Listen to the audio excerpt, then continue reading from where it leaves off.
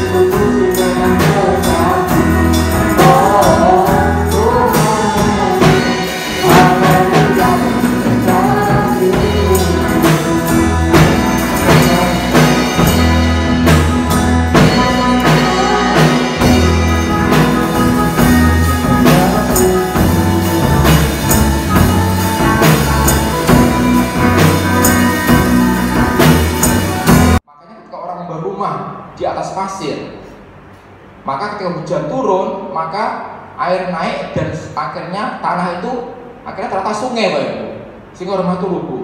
Ya, makanya orang sangat mengerti sekali perumpamaan ini, karena di sana banyak orang yang dengan mudah punya rumah, tapi ternyata rumahnya itu adalah sungai yang alasnya adalah pasir. Tapi orang bijaksana dia mencari tempat berbatu yang sangat keras, dan itu butuh waktu lama, butuh tenaga yang besar, butuh keringat air mata untuk membangun sebuah fondasi, Bapak Ibu. Tetapi ketika ada angin hujan dan badai, maka rumahnya tetap kuat. Bapak Ibu perhatikan kata-kata yang saya garis beri warna merah ya. Ada kata mendengar, ada kata melakukannya, ada kata bijaksana, ada hujan, ada banjir, ada angin, dan juga ada kata bodoh. Bapak Ibu, kita akan berfokus pada kata-kata ini karena memang Tuhan ini sangat luar biasa dalam memberikan sebuah perumpamaan yang sangat dekat dengan kehidupan pendengarnya. Tolong diklik lagi. Nah, Bapak Ibu, Tuhan Yesus berkali-kali menegur umatnya agar mereka memiliki cara mendengar yang baik. Di dalam Lukas 8 ayat 18 katakan, karena itu perhatikanlah cara kamu mendengar. Berkata berkata, kenapa orang tidak tahu? Karena salah dalam mendengar. Caramu mendengar itu loh. Ketika saya berkhotbah, caramu mendengar itu perhatikan. Karena apa? Karena banyak orang yang salah di dalam mendengar. Ya. Yang pertama, Bapak Ibu, kadang-kadang orang mendengar itu Tuhan ingin agar kita menjadi pendengar yang dalam kondisi kehausan, haus akan pengajaran. Banyak orang yang mendengar untuk tidak mau mendengar. Sebenarnya dia tidak mau mendengar sih, cuma karena untuk hanya bisa basi dia mendengarkan. Ini yang salah. Ketika kita mendengar firman Tuhan, kita harus punya rasa haus akan firman Tuhan itu. Betul-betul kita ingin mendengar, bukan untuk mendengar dan tidak tahu apa-apa. Banyak orang tidak tahu firman Tuhan karena sebenarnya tidak mau mendengar akan firman Tuhan itu. Dia hanya ingin yang lainnya, Bapak Ibu. Nah, ini yang Tuhan ajarkan kepada kita. Kita harus mendengar sebagai orang yang haus akan kebenaran firman Tuhan. Pasti nanti kita akan mendapatkan. Yang kedua, Bapak Ibu, mendengar dalam 4 mata. Artinya apa Ibu? Ketika kita mendengar firman Tuhan, ingatlah firman Tuhan itu untuk saya 4 mata. Ya, ketika Tuhan berbicara itu 4 mata, Tuhan dan saya. Bukan ini firman Tuhan untuk kamu, bukan, untuk saya. Bapak Ibu jangan pernah punya pikiran firman Tuhan ini wah itu untuk dia itu, nah itu dia. Jangan Bapak. Ingat, adalah tanda pendengar yang baik yaitu firman Tuhan itu untuk saya, bukan untuk yang lain. Ya, firman Tuhan menghakimi saya, bukan orang lain. Maka kita akan menjadi pendengar yang baik. Yang ketiga Bapak Ibu, Tuhan ingin agar kita mendengar semuanya. Kadang-kadang kita hanya ingin mendengar yang kita sukai Bapak Ibu. Kalau firman Tuhan yang kita sukai, kita senang, kita dengarkan. Kalau tidak, ya apa itu kesalahan mendengar Bapak Ibu. Kita harus mendengar semuanya supaya kita mengerti apa firman Tuhan. Mungkin semuanya kita tidak tahu, tapi minimal ada satu kata, satu kalimat, satu paragraf yang itu nyandar di kepala kita. Itulah Bapak Ibu, banyak orang yang hanya mendengar yang disukai, akhirnya tidak tahu apa-apa. Bapak Ibu, apa bedanya Alkitab dengan ini Bapak Ibu, dengan gadget ini? Kalau Bapak Ibu membaca Alkitab, maka Bapak Ibu dipaksa untuk hanya melihat ayat itu, pasal itu. Tapi kalau Bapak Ibu membaca ini, kalau nggak suka, Bapak Ibu bisa cari-cari yang lain. Yang saya suka ini ya, yang saya suka ini. Itu kadang-kadang kelebihannya membaca teks daripada membaca HP ini. Ya. Kita kadang-kadang hanya suka mendengar firman Tuhan yang kita sukai. Kalau yang menegur, yang keras, yang susah kita lupakan. Bapak Ibu, firman Tuhan adalah sebuah pengajaran. Makanya ketika itu susah, mari kita pelajari. Kalau itu kok tidak enak, mari kita nikmati. Kalau itu menyenangkan, puji Tuhan. Kalau itu menegur, haleluya Bapak Ibu. Semua harus kita terima. Itulah cara mendengar yang baik. Dan yang terakhir adalah mendengar dalam bersyukur. Terima kasih Tuhan. Bukan mendengar untuk mengkritik. Zaman Tuhan Yesus ketika berkhotbah, banyak pendengar itu hanya mencari kesalahan dan ingin mengkritik. Apa salahnya? Apa salahnya? Bapak Ibu, ketika saya masih muda, sekarang juga masih muda, masih lebih muda dari Pak Tim. Saya tuh termasuk orang yang setia, tapi kadang-kadang tidak baik Bapak Ibu. Di gereja itu kadang-kadang tuh khotbah itu nyatati pendetanya ngomong. Ada amin ya darah berapa kali? Ada amin. Pendeta khotbah amin terus ngopo. Jenggal nulis Bapak. Ternyata satu kali khotbah ada 50 amin. Aku tolong walau, nanti gue tadi nggak mendengar dia. Kadang-kadang ada lagi Bapak Ibu. Misalnya ada berita khotbah gitu ya, itu kita nulis Bapak Ibu, gitu ya, di gereja Bapak Ibu ya. Terus kita lemparkan sama kita. Jadi pengikut dewi Bapak Ibu. Jadi lempar-lemparan kertas tuh Bapak Ibu. Mimpi aku bawa gitu Bapak Ibu. Kan aku kadang-kadang malah gambar sih khotbah, gambar. Berada lucu tapi bebas tuh. Itu saya dulu Bapak Ibu ya. Jadi Bapak Ibu kalau melihat saya sekarang itu mungkin dulu seperti itu Bapak. Jadi tapi tidak ketawa sih ya. Cuma saya begitu ada. Kalau khotbahnya ada enak, wah kadang-kadang ini beritanya digambar gitu ya. Nah, ada atau kita mengkritik. Wah, ini rapi bener ya. Rapi bener ya. Bapak Ibu, kita dipanggil untuk pendengar yang baik. Mari kita bersyukur apapun yang hamba Tuhan sampaikan. Ada 2 orang bapak yang ke gereja setelah keluar dari gereja. Yang satu ngomel terus, orang enak ya ke gereja. Ya kenapa? Ujiannya kira enak. Si mimpin suaranya panas, musiknya oyak-oyakan. Wah semua era keran. Wah kalau pendetanya, khotbah itu terus ya. Ibu isinya bodoh kabeh. Yang satu, ya sih memang solidernya tadi agak pales ya, musiknya kejar-kejaran. Ya memang mereka kan sedang belajar macam anak-anak ya. Dan bantuannya begitu ya mungkin karena Bapak Pendeta melihat kita tidak berubah, maju pulang-pulang. Bapak Ibu kira-kira siapa yang pulang dengan berkat? Tentu orang yang kedua. Karena dia tidak melihat itu, dia bersyukur apapun yang sempat di gereja, dia bersyukur. Karena itu adalah firman Tuhan yang disampaikan oleh hambanya. Adalah kita jadi orang yang bersyukur Bapak Ibu. Karena itu akan buat kita diberkati. Oke, diklik lagi Bapak Ibu. Kemudian berikutnya diklik. Nah, sekarang yang kedua, tadi pendengar, sekarang pelaku firman. Bapak Ibu, firman Tuhan mengajarkan, tetapi hendaklah kamu menjadi pelaku firman. Dan bukan hanya pendengar saja. Sebab jika tidak demikian, kamu menipu dirimu sendiri. Jadi kalau kita tuh mendengar firman Tuhan dan tidak melakukan, kita sama dengan orang bodoh, kita sama dengan orang yang menipu diri kita sendiri. Artinya percuma, sia-sia. Orang kok menipu diri sendiri itu bagaimana ya? Kalau orang lain masih bisa, tapi kalau orang menipu diri sendiri kan sangat tidak baik sekali ya. Nah, Bapak Ibu, bagaimana kita menjadi pelaku firman? Yang pertama adalah firman itu direnungkan, Bapak Ibu. Bapak Ibu mungkin di rumah pernah harus kita renungkan. Ya. Seperti seekor sapi yang makan, gayemi ya. Artinya makannya dikunyah, dinikmati, direnungkan siang malam. Itu akan memberi kekuatan pada kita, Bapak Ibu. Kadang-kadang kita biar firman Tuhan selesai sudah, tapi kita kadang perlu merenungkan. Tadi firmannya apa ya? Oh begitu ya. Kita coba kita kunyah, kita rasakan.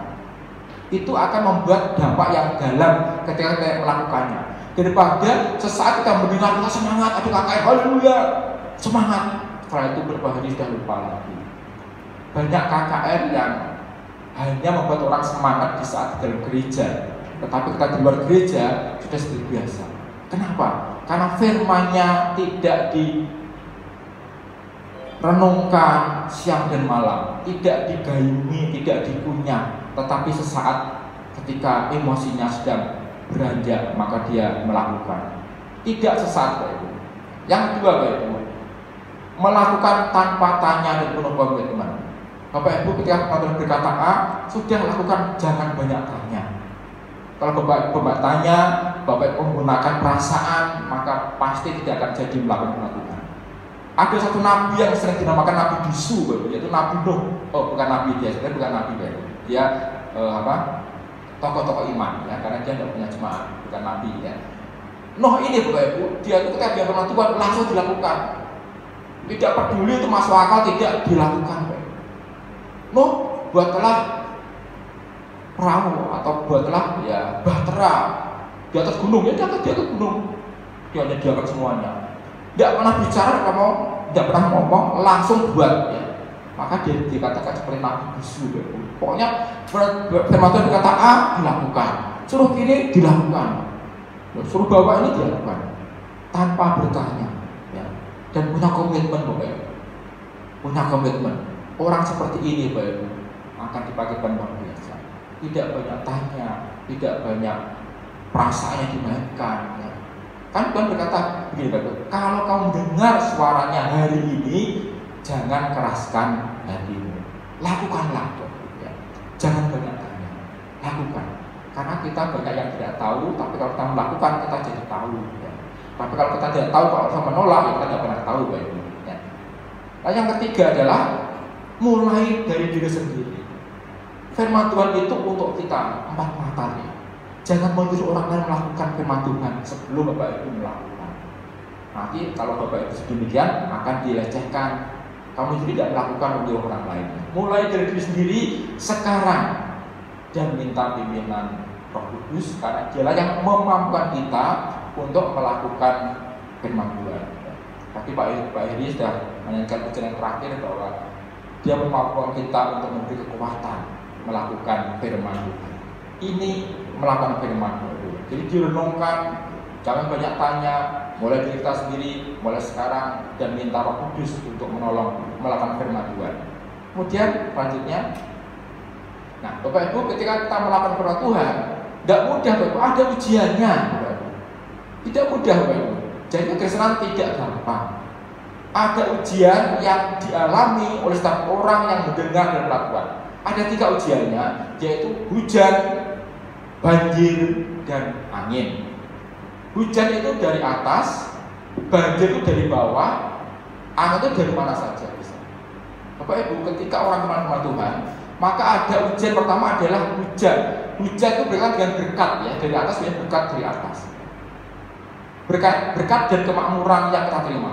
Orang bisa gagal melakukan firman Tuhan ketika dia diberkati, ketika dia makmur, ketika dia sehat, ketika dia sukses, ketika dia kaya, ketika dia meraih prestasi, ketika dia ranking 1, ketika dia pandai, dia bisa gagal.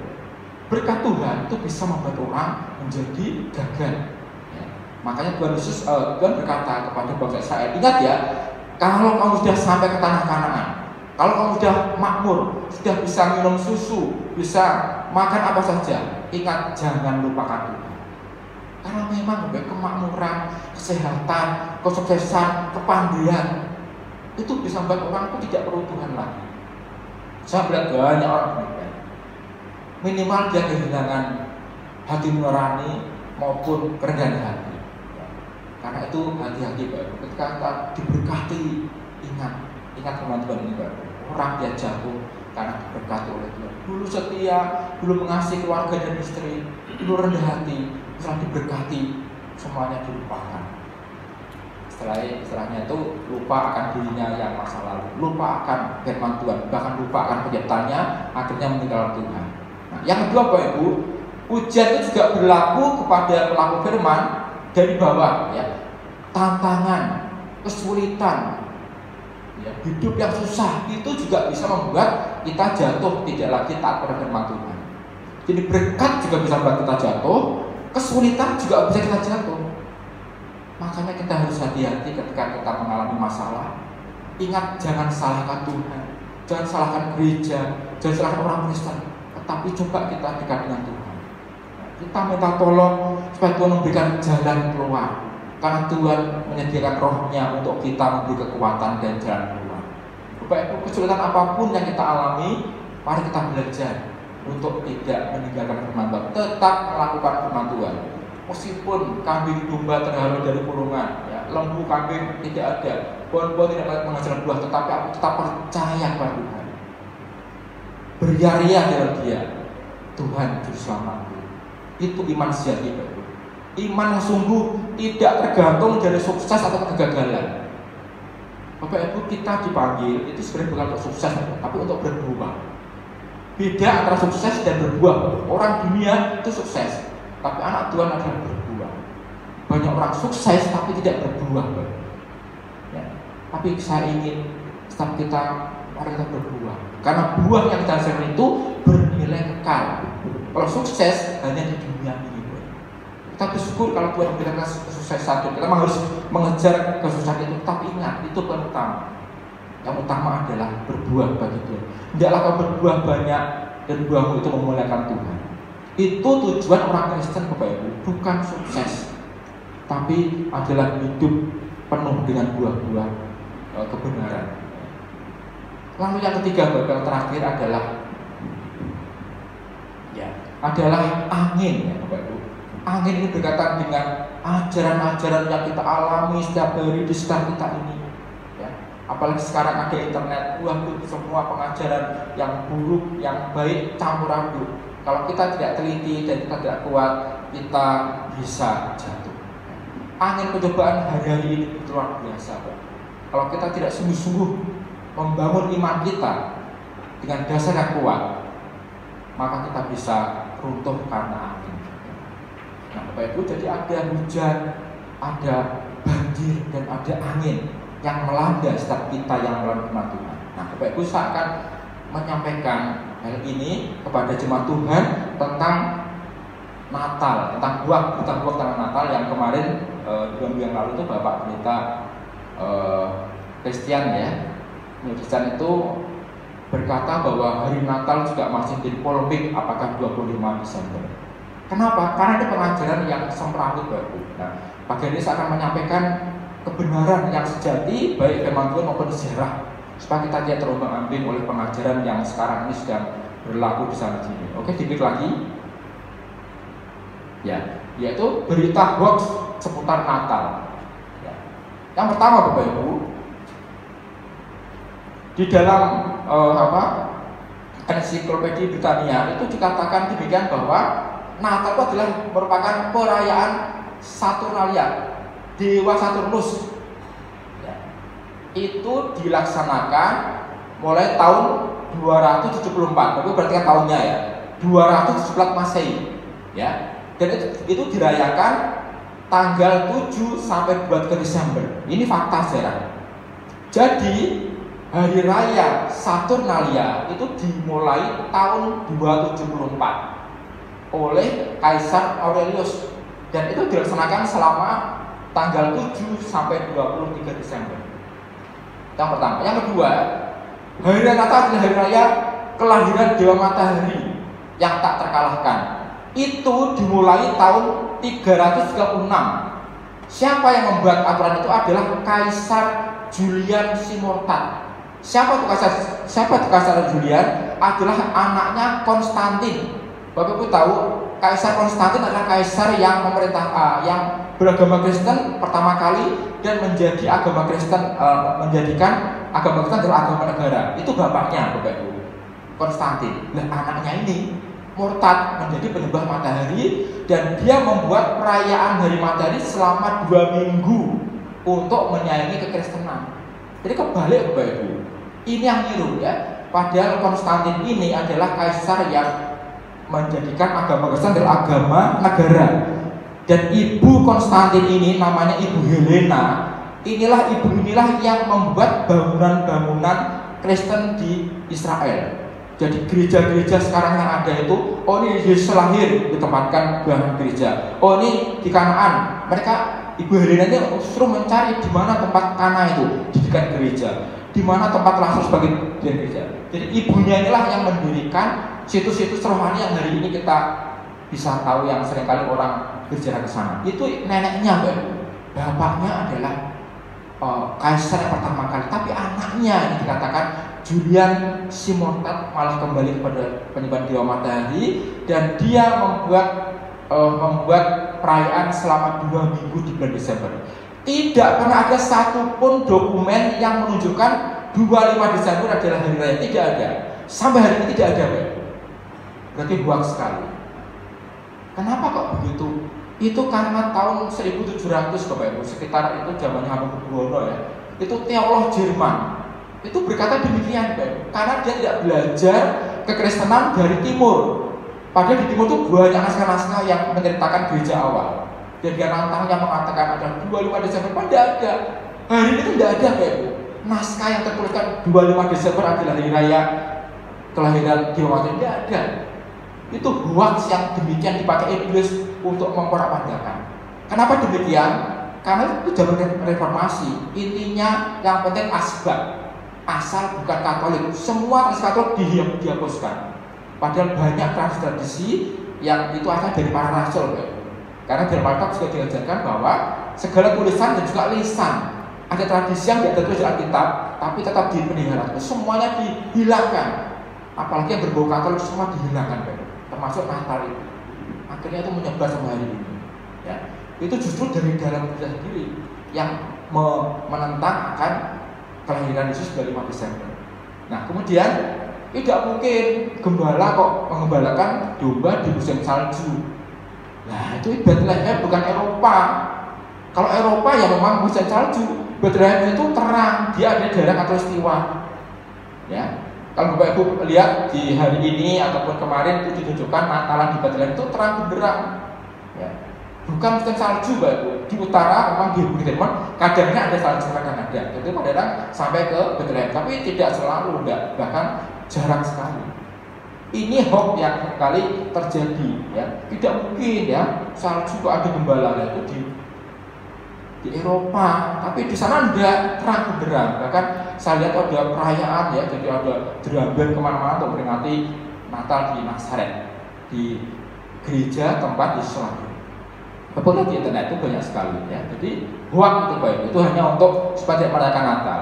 Nah, yang terakhir, Bapak Ibu, adalah hoax oleh orang Muslim dikatakan bahwa Yesus lahir di bawah pohon kurma. Itu dalam Al-Quran dan hadis tulis demikian. Ya, ini adalah menurut ajaran Islam. Nah, ini cocok ini karena musim kurma itu musim panas. Jadi Yesus lahir di musim panas. Nah, Bapak Ibu, Kaisar Agustus itu bukan kaisar yang bodoh ya. Tidak mungkin dia menyuruh sensus di musim salju, itu tidak mungkin. Itu kan sensus ya, sensus untuk pencacah jiwa. Tidak mungkin orang disuruh ke kota kelahirannya di musim salju, apalagi musim dingin, tidak mungkin. Pasti bulan yang terang. Apalagi kedatangan Mesias itu dunia akan luar biasa. Bapak Ibu, loh kok bisa tahu Yesus lahir di bawah pohon kurma? Nah, begini Bapak Ibu. bidat-bidat Kristen atau ajaran. Jadi Bapak Ibu harus tahu bahwa ketika zaman Rasul itu sudah ada orang-orang bidat-bidat yang tidak percaya pada ajaran Kristus, ya. Dan mereka ini membuat buku ratusan tahun setelah para rasul meninggal. Jadi ada buku-buku misalnya Injil Thomas, Injil Maria, Injil Barnabas, Injil Filipus, Injil Injil tulisan Yohanes, ya, dan banyak sekali Bapak. Dan itu dibuat ratusan tahun setelah Injil yang kita punya ini. Dan mereka ini diusir dari gereja yang di Yerusalem dan mereka menancapkan bukunya di wilayah Arab. Jadi di Arab itu muncul ajaran-ajaran Kristen yang sesat, Bapak. Salah satunya adalah kisah tentang Yesus kecil. Jadi ada di dalam dasar Injil Thomas itu diceritakan, itu Injil Gnostik, Injil yang dibuat oleh orang Yunani yang tidak sama dengan ajaran Kristus.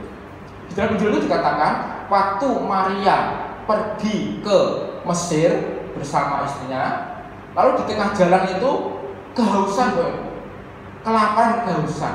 Maka Yesus yang waktu itu dikandungnya, waktu itu sudah berumur 2 tahun, ya. Yesus itu berkata kepada pohon kurma untuk turun dan membuat sungai yang baru. Itu Yesus umur 2 tahun ketika perjalanan dari Mesir, dari Israel ke Mesir. Tapi bidah-bidah atau mungkin Nabi Muhammad tidak tahu dia tangkap itu bahwa Yesus di bawah pohon kurma itu salah, ya. Itu sama dengan kisah kan Yesus ada di Thomas. Jadi kisah itu ada, tapi di Injil Thomas itu sudah 2 tahun usianya. Nah, tapi mereka percaya karena apa yang dikatakan Al-Quran dia dipercayai, tidak pernah cek and recheck dengan sejarah yang ada. Nah, nanti kita lihat kenapa Yesus ada di kandang, kenapa tidak di rumah. Nanti kita lihat. Oke, sekarang bikin lagi yang terakhir. Nah, sekarang kita lihat sejarah yang nyata. Ini semua ada dokumennya, Bapak, tertulis semuanya rapi dan sekarang di internet bisa dilihat semuanya. Yang pertama, Bapak, Teles Paus ke-9 di Roma tahun 128 itu sudah merayakan malam Natal. Tadi pada sebelumnya kan tahun 2300. Ini sebelumnya sudah merayakan Bapak. Natal 24 Desember sudah ini di Roma. Lalu Julianus ini di Libya di Afrika tahun 200 Masehi sudah merayakan sebelum hari raya tadi matahari, Bapak. Ya.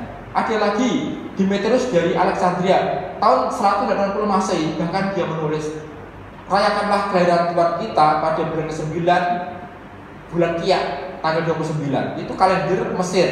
Bapak Ibu ada 3 kalender, ya. Kalender berdasarkan bulan, kalender berdasarkan matahari, dan kalender berdasarkan bintang. Nah, bintangnya yang dipakai oleh Mesir. Ini yang paling tepat. Dan dia menulis 29 sama dengan 25 Desember, Bapak Ibu. Itu tahun 180 sudah ada, Bapak Ibu, dirayakan. Lalu pada tahun Theophilus dari Antioquia 110 sudah dirayakan tanggal 12 Desember itu. Lalu ada lagi Irenaeus uskup Lyon dari Prancis tahun 125 sampai 202 ini dia usianya. Ya, ini cucu dari murid Yohanes yang murid Polikarpus, ya. Lalu Clement dari Alexandria juga sama, rayakan Natal tanggal 12 Desember. Lalu ada lagi Hippolytus dari Roma, ya, yaitu ini muridnya Petrus juga, cucunya Petrus ini juga dia berkata rayakan Tuhan 8 hari sebelum 1 Januari tahun baru. Kenapa 8 hari, Bapak Ibu? Ini orang Yahudi asli. Orang Yahudi itu kan dia memperingati yaitu hari ke-8, yaitu hari penunatan. Jadi seorang bayi itu disunat hari 8 itu perjanjian darah dengan Yahweh. Hari ke-8. Bapak Ibu itu 8 hari sebelum tanggal 1 adalah 25 Desember. Ya. 25 Desember itu. Nah, Bapak Ibu lihat ya, Petrus ini di Roma, di Roma, di Antioquia, ini pertama kali orang Kristen. Ada lagi di Alexandria, ya, di Mesir. Ada lagi di Roma juga, di Perancis. Semua merayakan tanggal yang sama. Pertanyaannya, kenapa yang sama, Pak? Kenapa kok sama? Karena sumbernya sama. Siapa? Para rasul muridnya, Pak Ibu. Petrus, Yohanes, Paulus, Kan mereka waktu itu satu, jadi dia tahu, apalagi mereka bersama dengan Ibu Maria, tahu ibunya, tanggalnya berapa. Makanya semua gereja ini jaraknya ribuan kilometer Bapak Ibu. Ini terpecah di Roma, di Afrika, di Mesir, di Efesus, di Irak, di Turki. Tapi mereka sama-sama karena sumbernya sama, karena para rasul Bapak Ibu. Para rasul tahu dari Yesus sendiri, dari Ibu Maria yang mereka masih hidup ketika Yesus meninggal. Ini tercatat semua Bapak Ibu, dan ini tidak pernah kita ketahui. Karena apa? Karena gereja kita, gereja di Indonesia itu kebanyakan dari barat. Dan gereja barat tidak pernah belajar tentang gereja timur. Ini sekarang baru muncul, sekarang orang baru tahu. Jadi kita melupakan sejarah bahwa Yesus itu lahirnya di Timur Tengah, bukan di Eropa. Nah Bapak Ibu, ini adalah bukti sejarah yang tak terbantahkan. Jadi Bapak Ibu, kalau ada orang mengatakan 25 itu bohong, itu hoak yang ditanamkan iblis pada kita, supaya kita ragu-ragu merayakan. Kenapa? Karena 25 Desember adalah hari kelahiran Tuhan, dan itu pun Tuhan Yesus merayakan. Yesus lahir tepat pada hari raya Hanukkah. Baik, kalau di Israel itu ada hari raya Hanukkah, ya, yaitu hari raya lampu. Di Alkitab Tuhan Yesus juga pernah merayakan hari raya Hanukkah. Ini tidak termasuk dalam hukum Taurat, tapi Yesus merayakan. Apa tuh Hanukkah, Bapak? Hanukkah adalah hari raya pembersihan Bait Allah. Jadi waktu itu Bait Allah dikuasai oleh Antiochus Epiphanes, ya, yang dianggap sebagai antikris. Bapak Ibu, Bait Allah itu waktu itu dipakai untuk menyembah berhala, untuk menyembelih babi, patung-patung ditaruh di udara itu. Lalu kelompok Makabe mengadakan perlawanan, akhirnya bisa merebut Bait Allah kembali, membersihkannya. Dan ketika membersihkannya, mereka mengadakan perayaan, mereka menggunakan lampu, ya, satu lampu untuk satu malam, Bapak Ibu. Ternyata lampu bisa menyala sampai 8 hari. Jadi lampu itu mujizat, ya. Jadi selama 8 hari lampu di Bait Allah menyala terus, Bapak Ibu. Lalu mereka memperingati namanya dengan hari raya Hanukkah. Simbolnya adalah satu lampu di tengah. Kalau ini namanya menoreh, Bapak Ibu, ya. Ini adalah kaki dian yang dipasang di Bait Allah. Jadi ada 7 kaki dian. Jadi 3, 3, 1. Kalau Hanukkah 1, ini 4, ini 4. Untuk memperingati 8 hari lampu itu menyala. Jadi bangsa Yahudi itu memperingati hari raya Hanukkah 25 Desember selama seminggu. Nah, hari ke-8 mereka meniup trompet, mereka bersorak-sorak. Makanya tradisi meniup trompet adalah hari dasar, hari raya dari acaranya di Hanukkah ini.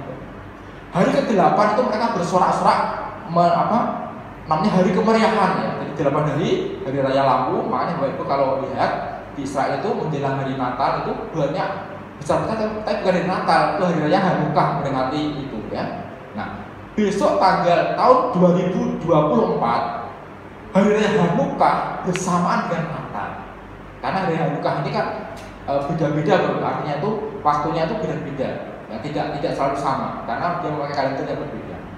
Nanti 2024 Hanukkah bersama dengan Kristus, hari Natal. Dan para ahli dengan sekarang itu bisa dideteksi dengan mudah, ya, dengan perhitungan pakai komputer tahu bahwa Yesus lahir tepat hari Hanukkah. Makanya ketika ada hari Hanukkah, Yesus berjalan-jalan di atas, berjalan-jalan di Bait Allah ketika hari raya lampu, ya, itu di Alkitab ada itu. Jadi demikian Bapak Ibu. Jadi asalnya 1 Januari begitu. Tiup trompet itu adalah hari ke-8-nya lagi. Selama seminggu merayakan, yang 8 mereka bersorak-sorai. Nah, oke, yang terakhir Bapak Ibu. Nah, kita lihat, ya. Oke, nah, sekarang Bapak Ibu, beberapa hal yang perlu kita ketahui adalah yang pertama, Bapak Ibu, hari Natal itu hari yang paling bersejarah, hari yang paling ajaib di seluruh dunia ini. Kenapa, Bapak Ibu? Karena kelahiran Yesus itu dinubuatkan ribuan tahun, ratusan tahun oleh seorang dara, tempatnya diketahui, waktunya tepat. Jadi hari Natal itu bukan sembarang hari, itu sudah dinubuatkan, dan ketika tiba waktunya datanglah malaikat menemui Maria. Jadi waktunya itu tepat, tempatnya juga jelas, dan itu Maria itu adalah ibunya. Dan itu pun disebutkan seorang gadis, ya, gadis yang melahirkan itu kan tidak pernah ada, ya. Anak itu dia lahir dari suami istri, ya. Kalau Adam itu lahir tanpa bapak, tanpa ibu. Ya, Bapak Ibu, tanpa bapak, tanpa ibu ya. Kemudian kalau Hawa itu dilahirkan tanpa ibu karena diambil dari Adam. Kalau Maria, Yesus lahir tanpa ayah. Jadi ada yang lahir tanpa ayah ibu, ada yang lahir tanpa ibu, ada yang lahir tanpa ayah. Kita semua lahir tanpa kita semua lahir punya ayah dan punya ibu. Tapi ada yang seperti itu. Nah, dinubuatkan kan kedua Bapak Ibu. Nah, Natal itu melibatkan semesta. Bintang-bintang itu dipersiapkan Bapak Ibu. Karena bintang itu Bapak Ibu, jadi bintang itu kan beredarnya itu kan jauh sekali ya Bapak Ibu. Kalau Bapak Ibu melihat bintang yang Bapak Ibu lihat itu bukan bintang sekarang ini. Itu bintang masa lalu Bapak Ibu. Misalnya ya, ada bintang yang jaraknya 1000 tahun cahaya. Berarti bintang itu cahayanya telah berjalan selama 1000 tahun sampai ke bumi. Jadi kalau kita lihat bintang itu berarti itu adalah bintang 1000 tahun yang lalu. Matahari yang kita lihat itu bukan matahari sekarang. Matahari kira-kira 12 menit yang lalu Bapak. Matahari jaraknya dari bumi ke sini adalah 12 menit cahaya. Jadi cahaya itu kalau bergerak itu kecepatannya 300 km per detik. Jadi keliling bumi 7 kali hanya 1 detik itu cahaya. Jadi kita kalau 2 detik cahaya berarti dikalikan itu. Maka kalau bintang jaraknya 1000 tahun cahaya, maka 1000 tahun itu baru sampai ke bumi. Jadi yang kita lihat adalah bintang masa lalu. Kalau tahun 1000 tahun yang lalu bintang meledak, sekarang kita baru tahu bahwa bintang meledak. Jadi kalau bintang tepat dibuat oleh Tuhan, tanggal itu, hari itu berarti sudah merencana luar biasa. Melibatkan semesta ya. Tidak hanya bintang, tapi juga para raja, para gembala, Zakaria, Elizabeth. Kenapa Bapak Ibu Elizabeth kok mengandung bersamaan dengan Maria? Karena Maria kan mengandung tanpa suami. Elizabeth mengandung sudah tua Bapak Ibu. Dua-duanya ajaib. Maka Tuhan memberikan teman curhat ya. Mungkin juga sama waktu mereka bertemu mungkin curhat. Tante saya kok mengandung. Itu bukan, jangan takut, aku pun juga sama. Aku tua, Tuhan berikan anak pada saya. Jadi ada tempat curhat, itu disediakan oleh Allah. Tidak secara kebetulan. Ada juga Zakaria, Elizabeth tadi ya, seorang imam. Ada juga Hana dan semua orang tua, orang sepuh-sepuh yang kerjaannya hanya di gereja dan doa puasa setiap hari. Itu Ibu Hana. Jadi dia tuh di Batal punya kerja doa puasa. Simon menantikan kedatangan Mesias. Dan itu terjadi ketika Yesus lahir. Orang tua-tua dilibatkan, ya, mujizat itu dilibatkan, dan juga gembala, Bapak Ibu. Ini yang mungkin hal yang baru Bapak Ibu coba, ya, Bapak Ibu, gembala di sini bukan gembala sembarangan, ya. Gembala yang berada di padang gembala. Padang gembala adalah tempat untuk menyediakan persembahan untuk bait Allah, Bapak Ibu. Bapak harus tahu bahwa bait Allah itu, Bapak Ibu, saya cerita seperti ini supaya kita tahu ya. Ini sebuah pengajaran. Bapak Ibu, bait Allah itu setiap hari nyembelih dua domba untuk pagi dan sore. Dan stoknya itu ada di padang gembala ini. Jadi gembala-gembala ini mengembalakan domba, kemudian tempatnya di gua itu kalau malam dimasukkan, lalu gembala itu di luar. Nah, nanti setiap sore mereka membawa domba yang terbaik bawa ke bait Allah, lalu imam melihat, oh ini bagus untuk persembahan. Kalau jelek tidak. Jadi dia menyediakan untuk persembahan di dalam bait Allah. Jadi bukan di tempat padang, enggak. Dia ini khusus, khusus karena entah musim hujan, musim panas, tetap ada penyembelihan domba di bait Allah. Harus ada stoknya di sini, Pak. Dan gembala ini yang ketemu para malaikat memuji Tuhan. Pertanyaannya, kenapa malaikat memuji Tuhan? Kenapa Yesus waktu lahir itu ada malaikat memuji Tuhan? Bapak Ibu, kalau kita orang Yahudi, kita sangat paham sekali. Karena begini Bapak, dalam tradisi Yahudi, kalau seorang yang mau melahirkan, Bapak Ibu, maka tetangga-tetangganya siap dengan musik dan nyanyian. Jadi mereka siap pakai rebana gitu ya. Kalau anaknya laki-laki, mereka bernyanyi, mereka bersukacita, menemor trompet, mereka nyanyi. Tapi kalau yang lahir perempuan, pelan-pelan mereka meninggalkan hanya beberapa orang yang masuk ke rumah itu. Itulah tradisi Yahudi, Bapak Ibu. Jadi kalau anaknya laki-laki, itu mereka bersukacita, menyanyi, membunyikan apa saja. Yesus lahir, karena tidak ada yang tahu, maka malaikatlah yang mewakili. Kalau biasanya manusia, ini malaikat yang memuji-muji Tuhan karena kelahiran seorang anak. Kemudian Bapak Ibu, nah, mengapa dia lahir di palungan? Ya. Kelahirannya itu memberitakan kematiannya. Bapak Ibu, palungan adalah tempat lahirnya domba. Jadi Allah sengaja lahir di palungan untuk memberi simbol ini loh, domba. Domba yang telah lahir ini akan menggantikan domba-domba yang tiap hari disembelih. Makanya waktu Yesus disalib, Yohanes berkata, lihatlah anak domba Allah yang mengangkut dosa isi dunia. Jadi memang harus dipalungan karena dia sebagai domba. Maka dia lahir sebagai domba yang akan menggantikan domba-domba yang setiap harinya dipersembahkan. Jadi kelahirannya itu memberitakan kematiannya. Itulah kisah Natal yang mungkin kita tidak pahami betul. Jadi dia adalah domba Allah yang mengangkut si dunia dan dilahirkan pada 25 Desember. Bapak Ibu, maaf saya memberikan seperti ini. Mungkin Bapak Ibu yang belum tahu. Saya ingin Bapak Ibu imannya kuat, yakin bahwa semua yang tercatat di Alkitab itu adalah benar. Dan kalau saya ceritakan tanggal 25 itu sangat panjang, tapi itu intinya seperti itu. Bapak Ibu kembali tadi, ingat hari ini firman Tuhan kita, tidaklah kita menjadi pendengar dan pelaku firman. Amin. Bapak Ibu, mari kita berdoa. Tuhan Yesus, terima kasih untuk firman-Mu pagi hari ini. Ajar kami untuk tidak hanya puas dengan menjadi seorang pendengar yang baik, tetapi ajar kami untuk juga melakukannya. Kami tahu ketika kami melakukannya, banyak tantangan yang akan kami alami, baik dari atas, dari samping, maupun dari angin pencobaan yang akan membuat kami ini lemah. Tuhan Yesus, kiranya firman pagi hari ini bisa menguatkan kami. Kami ingin membangun rumah di atas batu Tuhan, supaya ketika ada banjir, ada hujan dan angin, kami tetap teguh di dalam Tuhan.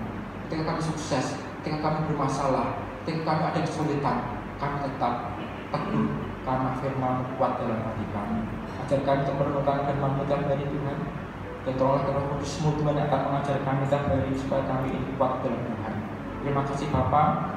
Kami telah selesai mendengarkan Tuhan, tapi kami mohon Roh Kudus-Mu Tuhan akan mengajar kami tentang kebenaran-Mu ini. Karena kami percaya firman-Mu dan kebenaran-Mu yang akan membebaskan kami.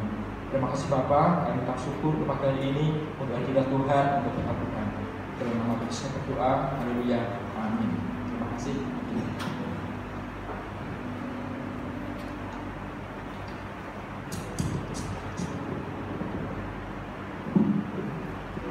Baik Bapak Ibu saudara sekalian, kita sudah diberkati dengan kebenaran firman Tuhan.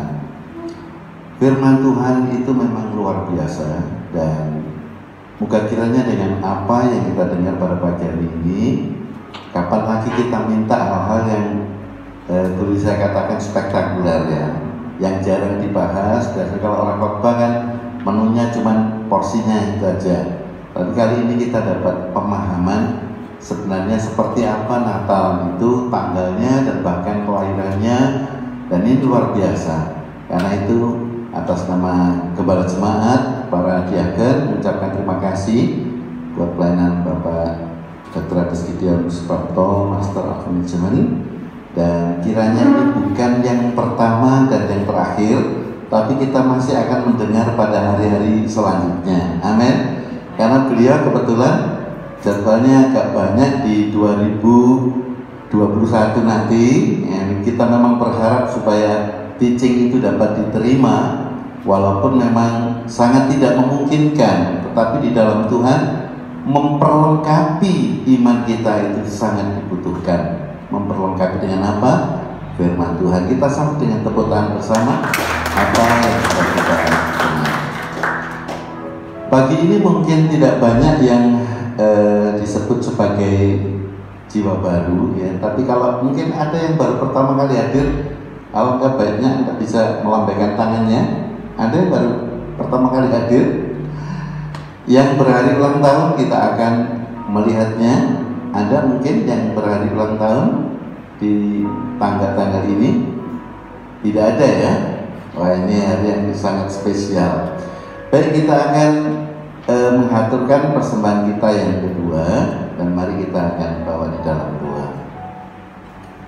Bapa di dalam kerajaan surga, kami bersyukur pada pagi hari ini Kau telah memperlengkapi pengetahuan kami secara rohani dengan firman Tuhan, dan begitu indah firman-Mu disampaikan, memberkati hamba-Mu Bapak Gideon yang telah menjadi sahabat berkat.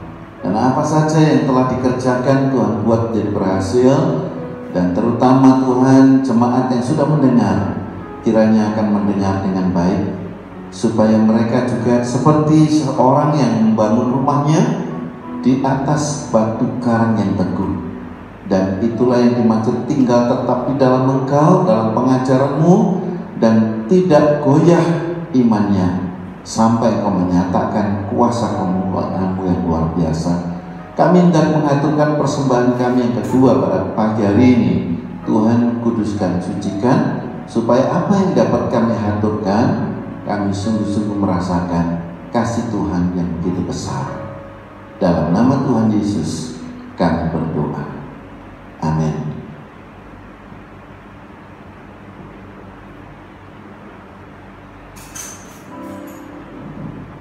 Ya, pengajaran-pengajaran yang sudah kita dengar itu jangan dibiarkan tetap tinggal di luar, tapi kita undang Yesus masuk di hati kita ya. Kali ini persembahannya didampingi dengan pujian "Mari Masuk, Mari Masuk".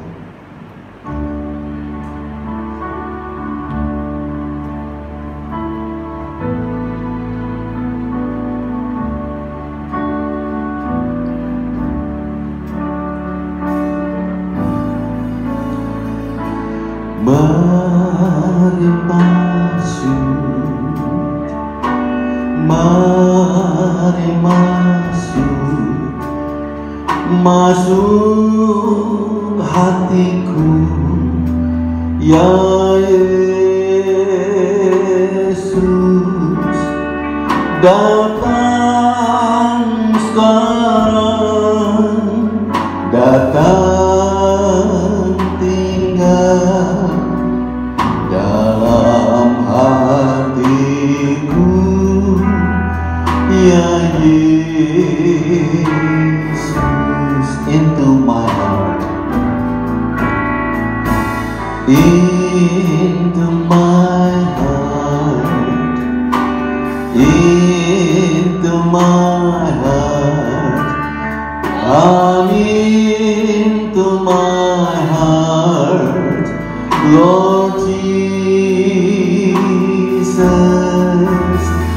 come in today, come in to stay, come into my heart, Lord Jesus, come into my heart, Lord Jesus.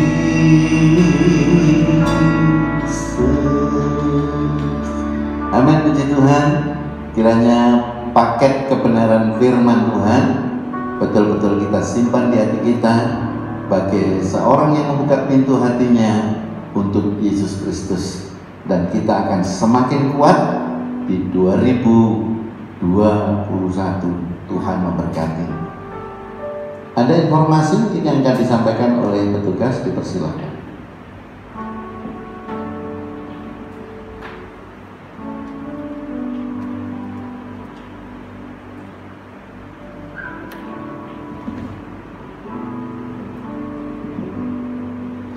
Shalom Bapak Ibu Saudara sekalian.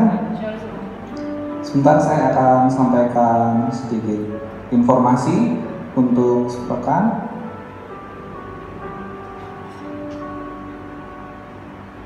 Di hari Kamis besok kita akan adakan ibadah tutup tahun Jangan lupa jam 5 sore seperti kemarin saat Natal, jam 5 sore di tempat ini, di gereja, dan akan ada pembagian ayat. Jadi jangan sampai kelewatan biar kita dapat berkat dari ayat itu juga. Untuk pelatihan ibadah tutup tahun akan diadakan tanggal 30 hari Rabu jam 6 sore di gereja dengan petugas pembicara Bapak Timotius Arsuroso, pendamping Ibu Diana Istika, pengumuman Bapak Yoga, worship leader Ibu Indah Flamboyanti, kemudian musik Bapak Gideon, Saudara Dani, Saudara Tio, dan Bapak Agustinus.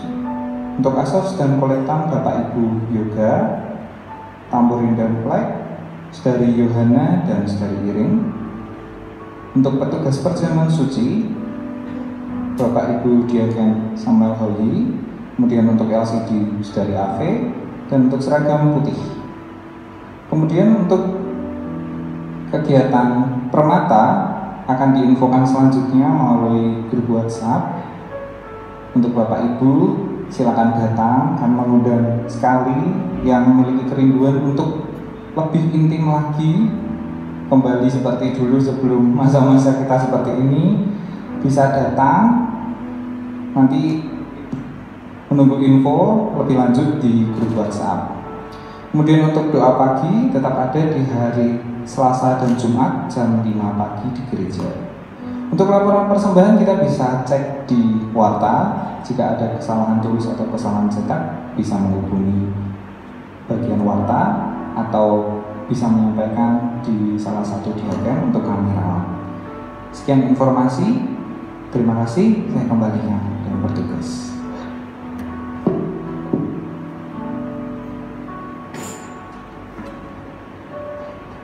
Baik, kita berdiri bersama, kita akan membaca pengakuan iman rasuli.